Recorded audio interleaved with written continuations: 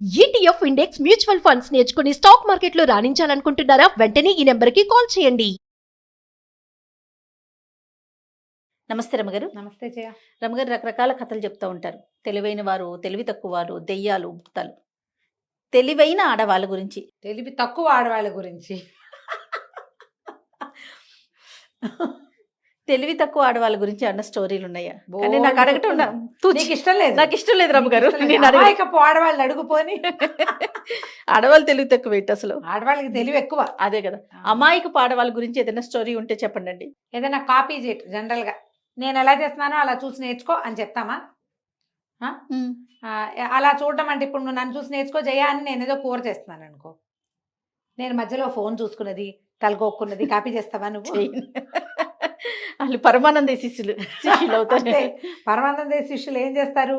నుంచున్నది, ముక్కు కోక్కున్నది, తలకొక్కున్నది, చీర కొంగ అటు ఇటు సవరించుకున్నది, చీర సవరించుకున్నది, అవన్నీ కూడా కాపీ చేస్తారు. భలే సిరీస్ కదా రమ్మగారు. పరమానంద శిష్యులు సూపర్. అయితే అంత తెలివైన ఒక అమ్మాయి గురించి చెప్తాం. ఓ సూపర్. ఓ పల్లెటూరులోనట ఏదో బ్రాహ్మణ సమాజమే ఒక పల్లెటూరు ఇళ్ళు వరుసగా ఇళ్ళు ఉన్నాయి. ఆ ఇంట్లో ఒక ఆయన భర్త గారికి గారెలు తినాలనిపించింది. ఆ పిల్లకు ఒక 24-22 ఏళ్ళలో ఉండుంటాయి. అంతకుముందు అంతా అత్తగారు ఉండేవారు, అత్తగారింట్లో ఉండేవారు. అత్తగారు లేరు ఇప్పుడు. ఆయన ఆవిడ ఇద్దరే ఉన్నారు. ఏమే గారెలు తినాలనుంది, సామాన్లు పట్టుకొస్తాను, గారెలు చేయవే అన్నాడు. అనేసరికి భార్య సరేనన్నది. ఆయనేమో మినపప్పు అవి పట్టుకొచ్చి పడేసాడు ఇంట్లో. ఈ పూట చేసేయి అన్నాడు, పొద్దున్నే చెప్పాడు. ఏం చెయ్యాలి? మనకు రాదు, అత్తగారికి తెలుసు, అత్తగారు లేదు. గారెలు ఏనాడు అమ్మాయి ఆ మడి కట్టుకుని అక్కడ ఏంటంటే వాళ్ళ ఈ ఇళ్లలో పనులు రాపోవడానికి మడిలో చెయ్యాలనుకో, మడిలో యువతలు పై పనులు సవరిస్తారు ఈ పిల్లలు కోడళ్ళు. అత్తగారే మడిలో పప్పు నానబోసుకుని పప్పు రుబ్బేసి గారెలు వేసేసి పళ్ళెల్లో పెడుతుంది. ఓహో, దేవుడికి నివేదన చేశాక బయటకు వస్తాయి. ఈ మడిలో చేసే వ్యవహారం మడి లేని వాళ్ళకి తెలియదు, చేయలేకపోతారు. వాళ్ళకి తెలియదుగా, ఈ పిల్లకి తెలియదు. ఈనాళ్ళు అత్తగారు యాక్టివ్గా పనిచేసేది. ఈ పిల్లకి పై సర్దటం, సాయంకాలపు వంట వల్ల కూర నార పచ్చడి నూరటం వల్ల అవి వచ్చు. ఈ గారెలు పాయసము లాంటి పెద్ద పెద్ద వ్యవహారాలు అత్తగారే హ్యాండిల్ చేసి అదేమిటో ఈ అమ్మాయికి తెలియదు. అత్తగారు తూర్పు తెల్లవారుగానే మడి కట్టుకునేది, ఆవిడ పొద్దునే మినపప్పు నానబోసుకునేది, 11 గంటలకు రుబ్బేది చేసేది. మనకేమొచ్చు? ఏమీ రాదు. ఈ పిల్ల ఏం చేసింది? పక్కన ఒక మామగారు ఉన్నారు. ఆ మామగారు భర్త లేరు, ఆవిడకి తల కూడా లేదు, ఆ కాలం అన్నమాట. జుట్టు లేదు, జుట్టు లేదు. ఆవిడని మామగారు గారెలకి ఏం చేయాలండి అంది. ఏముందే, ఓ సేరుం బాతికో ఎంతో ఉద్దిపప్పు నానబోయి అంది. పోసి అని ఆవిడ అనే లోపల సరే అని పెళ్ళి వెళ్ళిపోయింది. ఏం చేసింది? ఆయన భర్త తెచ్చాడు కదా సేరుం బావో ఎంతో ఉంది, అది అంత డబ్బాడు నీళ్ళల్లో పోసేసింది.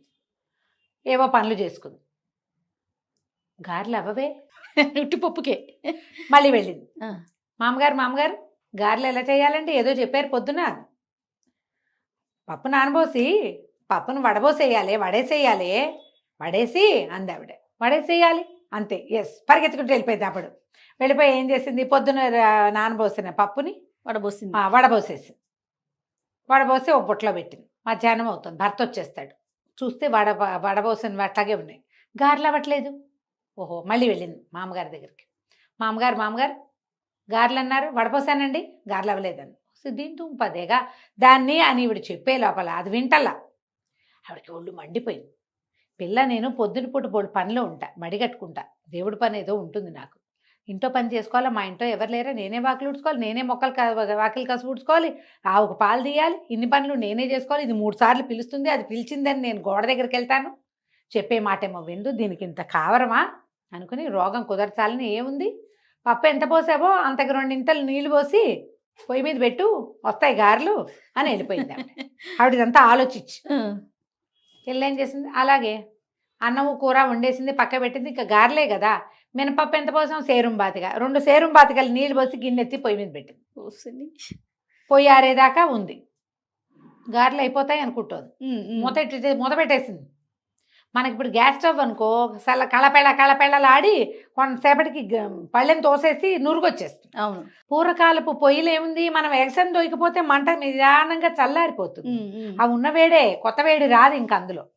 మధ్యాహ్నం అయిపోయింది, భర్త వచ్చేసాడు. ఏమే అయినాయి గారెలు అంటే అయ్యే ఉంటాయి అంది. అయ్యో, సరే ఏమిటో అంటోందిలే అని పెట్టేయి అన్నాడు. ఈవిడ ఏం చేసింది, ముందు కంచం పెట్టింది, పప్పు కూర వేసింది. ఆయన అన్నం తిన్నాక ఈవిడ ఒక బౌల్ పట్టుకొచ్చింది, చేతిలో పెట్టింది. పట్టుకోటి బౌల్లో గారెలు తెచ్చిపోస్తానంది. తెచ్చిపోసటం ఏమిటో ఈయనకి అర్థం కాల. ఆ అమ్మాయి ఏం చేసింది, పొయ్యి మీద నుంచి గిన్నె దించి గరిటె పెట్టి కలిపి ఇదిగోండి అని పోసింది. పిండి పోసింది. తెల్లపోయి ఇవేమిటే ఇదే పనే అన్నాడు. ఏమోనండి మామగారిని అడిగాను, ఇదేట గారెలు పొయ్యి మీద పెట్టమన్నారు, పెట్టాను అనగానే ఏమిటి మినపప్పు ఉడకబెట్టావేమిటే, నీకు గుర్తులేదా మా అమ్మ గారెలు చేసేదా, పెట్టా ఉంటేవే విరిస్తే విరగాలి, కరకరలాడాలి, బంగారపు రంగు రావాలి, ముదురు బంగారపు రంగు, ముదురు బెల్ల 3-4 రంగులు వర్ణించాడు ఈయన. నాకు తెలీదు, మా అమ్మగారిని అడిగా, పప్పు పోయి అన్నారు, వాడే అన్నారు, పొయ్యి మీద పెట్టు అన్నారు. నీళ్ళలో పొయ్యి మీద పెట్టమంటే నీళ్ళు పోసి పొయ్యి మీద పెట్టు. నేను అన్నాడు అట్టా కాదు, మొదటి నుంచి చెప్పన్నాడు.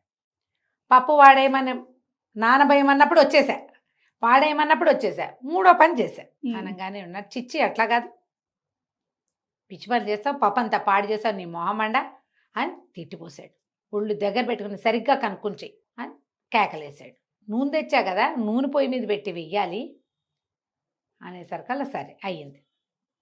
సరేనండి. ఆ పూట అంతా తిట్లు తింది, కాసేపు ఏడ్చింది. ఇట్టా పెంచారు, నేను నా నెత్తి మీద పడేశారు అన్నాడు మొగుడు. శాపనార్థాలు పెడతారు, మీ అమ్మ ఇట్టా పెంచింది, మా అమ్మ ఇట్టా చేసిందని. ఆ పూట గడిచిపోయింది. మర్నాడు పొద్దున్నే మామగారి దగ్గరికి వెళ్ళింది. మామగారు దయచేసి సరిగ్గా ఎలా చేయాలో చెప్పరా, మా ఆయన తెగ తిట్టాడండి, చేసుకోలేదు సరే అంతే అన్నది. మామగారు అంది, సరే లేవే నేను చేస్తాను, నేను ఎట్టా చేస్తున్నానో అట్టా చేసుకో అనగానే సరే. ఆవిడ మినపప్పు పోసింది, పిల్ల కూడా మినపప్పు పోసింది. ఇంతలో ఏమైంది, ఆవిడ మినపప్పు పోసి ఆ పని ఏ పని చేసుకున్నాక మంగళతను వచ్చాడు. పిల్లక మా అమ్మగారి వైపే చూస్తుంది. మంగళతను వస్తే ఆవిడ ప్రతి 2 నెలలకు ఒకసారి తల నున్నగా చేయించుకుంటారు పాపం, పాతకాలం కదా.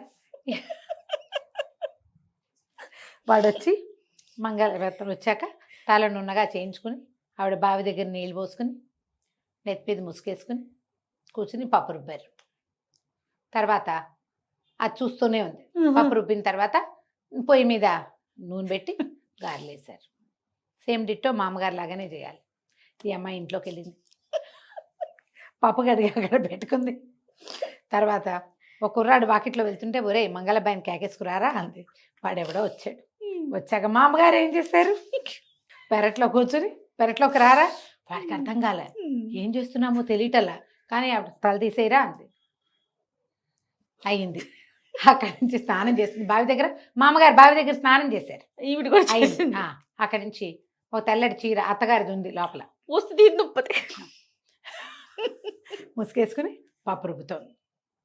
ఈ లోపల ఏమైంది, భర్త గారు ఎక్కడికో వెళ్ళి పక్క ఊరు యాయవారానికో దేనికో శేషానికి వెళ్ళాడు. లోపలికి వచ్చాడు. వస్తే వెనక నుంచి చూసేసరికల్లా పొయ్యి దగ్గర రోల్ దగ్గర కూర్చుని పప్పు రుబ్బుతున్న వాళ్ళు కనపడ్డారు. వెనక నుంచి చూసాం పక్కింటి మామగారు అనుకుని, అదేమిటే తయారు అట్టా చేస్తున్నావు, పక్కింటి మామగారిని అడిగి చేయించమన్నాను కానీ మామగారినే కూర్చోబెట్టి చేయిస్తావుటే అన్నాడు. అనేసరికల్లా ఈవిడమ్మ ఏం చేసి వెనక్కి తిరిగి, మా అమ్మగారితో ఎందుకు చేయిస్తానండి, ఆవిడ చెప్పినట్టే చేస్తున్నాను, నేనే చేస్తున్నా కాదు అంది. నిర్ఘాంతపోయాడు. ఏమిటా ఈ తెల్లచీర ఏమిటే నువ్వు అన్నాడు. తీరా చూస్తే జుట్టేది, జుట్టు లేదు, బొట్టు లేదు, కూర్చునుంది. బొట్టు మామగారు పెట్టుకోలేదు. ఆవిడ ఏం చేస్తే అది చెయ్యాలి కదా. అదే కదా. నిర్ఘాంతపడి పోసి, నీ కడు పొడక ఇట్లా తయారయ్యేమేమిటి, పునిస్త్రీ దానివి, ఇదేమిటే అన్నాడు.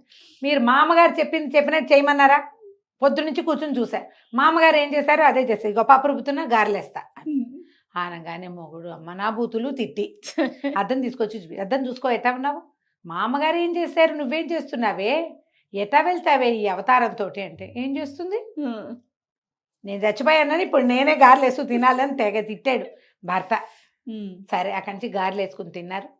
జుట్టు వచ్చేదాకా మా ఇంటికి రావద్దు అని వాళ్ళ అమ్మ కబురు చేసి పుట్టింటికి పంపించాడు. తలకాయ నెత్తి మీద జుట్టు వచ్చేదాకా ఎవరికి కనపడడానికి వీల్లేదు, మనిషి అన్నవాడి కంటపడితే మర్యాదగా ఉండదని పంపించారు ఊరికి. కథ కంచికి మనం ఇంటికి. చాలా బాగుంది అమ్మగారు. మనం కాపీ చేస్తాం జయ. అవును, ఇది సరదాగా నవ్వటానికి వింతగా ఉంది, కానీ ఇప్పటికీ కూడా కాపీ క్యాట్స్ ఉన్నాయి. ఎలాంటివంటే ఇవి భర్తలతో పోట్లాడడానికి, అత్తగారితో పోట్లాడడానికి, ఆఫీసుల్లో యుద్ధాలకి, పక్కింటి వాళ్ళ పీచమణచడానికి ఇలాగే కాపీ క్యాట్స్గా బిహేవ్ చేస్తారు. అవతల వాళ్ళు ఏం చేస్తున్నారో చూడరు. ఇప్పుడు అత్తగారు గయ్యాళిదనుకో, అత్తగారు గట్టిది, తెలివైంది, ఏ ఆట ఆడినా తన వైపు తిప్పుకుంటుంది. ఆవిడతోటి పోట్లాడాలో గొడవ చేసి నీ హక్కు నువ్వు లాక్కోను. అత్తగారు నాబోటిది అన్నీ ఇచ్చేస్తానంటుంది, నాతో కూడా పోట్లాడితే ఎట్లాగైతుంది? అత్తగారితో పోట్లాడాలి అనే ఒక్క కామన్ రూల్ తీసుకుని బిహేవ్ చేస్తారు ఆడపిల్లలు. అన్ని అత్తగారు ఏం మాట్లాడినా తప్పులు చేస్తారు. ఆ అత్తగారి దగ్గర ఏ తప్పు ఉండదు, ఆవిడ మామూలుగానే ఉంటుంది. వీళ్ళకి ఏంటంటే వాళ్ళ అమ్మనో అక్కయ్యనో చూసి, అమ్మ అక్కయ్య వాళ్ళ అనుభవం వేరు, మన అనుభవం వేరు. ముందున్న దాన్ని Influence చూసి అవుతారు. కదా, చూసి మనం ప్రవర్తించాలి. ఈ సరదా కథని జ్ఞాపకం పెట్టుకోండమ్మా. మీ అత్తగారులతోటో, మీ ఆఫీస్లో వాళ్ళతోటో, మీ పక్కింటి వాళ్ళతోటో ఎవరో చేసినట్టు చెయ్యొద్దు. దానిని బట్టి మనం ప్రవర్తించాలని తెలుసుకోండి. సందర్భాన్ని బట్టి కదా, అంతే. అవతల ఆలోచించండి. వ్యక్తులను బట్టి కూడా. వ్యక్తుల్ని, సందర్భాన్ని బట్టి మనం ప్రవర్తించాలి అంతే రమ్మగారు. కదా. ఏదేమైనా కథ మాత్రం భలే ఉంది రమ్మగారు. రైట్ అండి, నమస్తే. నమస్తే.